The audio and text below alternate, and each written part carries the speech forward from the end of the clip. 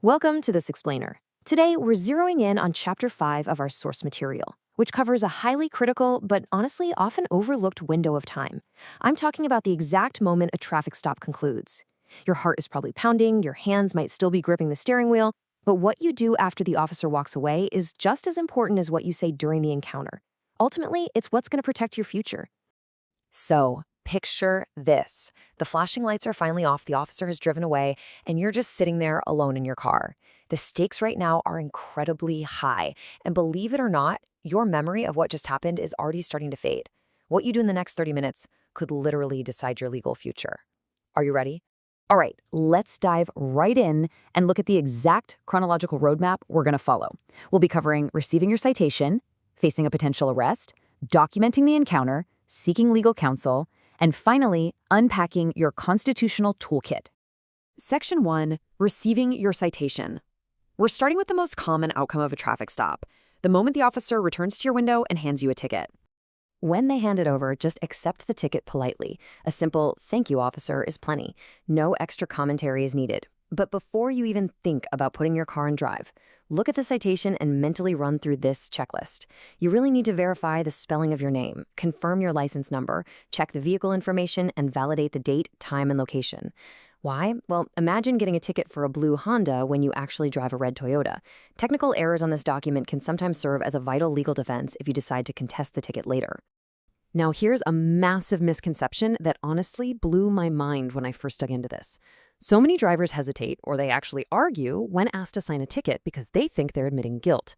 In reality, in almost all states, signing is simply a legal promise to appear in court or pay the fine.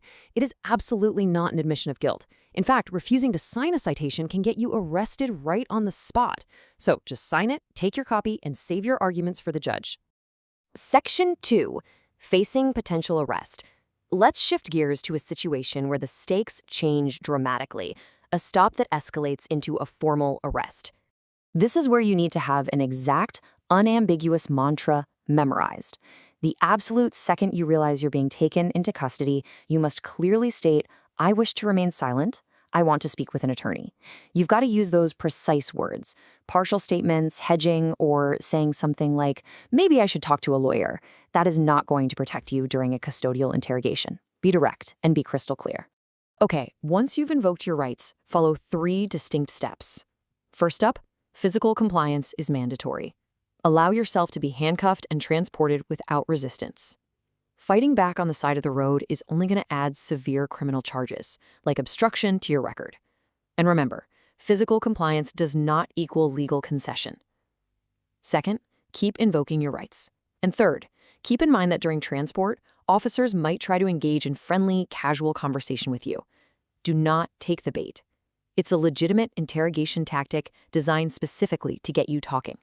Just repeat your invocation and stay completely silent. Moving on to Section 3, documenting the encounter.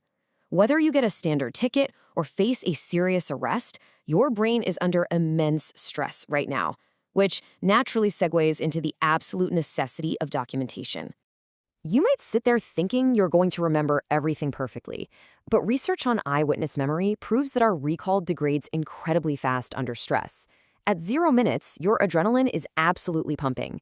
Because of this, you have about a 30-minute critical window to pull over into a safe parking lot and write down the details while they are actually fresh. Just a few hours later, even if you're being completely sincere, your memory of the sequence of events or the exact words spoken becomes highly inaccurate. So grab your phone and use this specific checklist. Note the officer's name and badge number, the exact time, every single question they asked you, and your exact responses. The law heavily rewards specificity. Also, if you have a dash cam, preserve that footage immediately before it overwrites itself. Dash cam video is basically the gold standard for resolving factual disputes about things like lane positioning or officer conduct that your written notes just cannot prove on their own. Section 4, seeking legal counsel. All right, you're safely home, the adrenaline has finally worn off, you have your documentation, and it is time to evaluate your legal options leading up to your court date. It's vital to understand the difference between a civil infraction and a criminal charge here. If you're dealing with a civil infraction like a minor speeding ticket, you might just pay the fine or hire a private traffic attorney.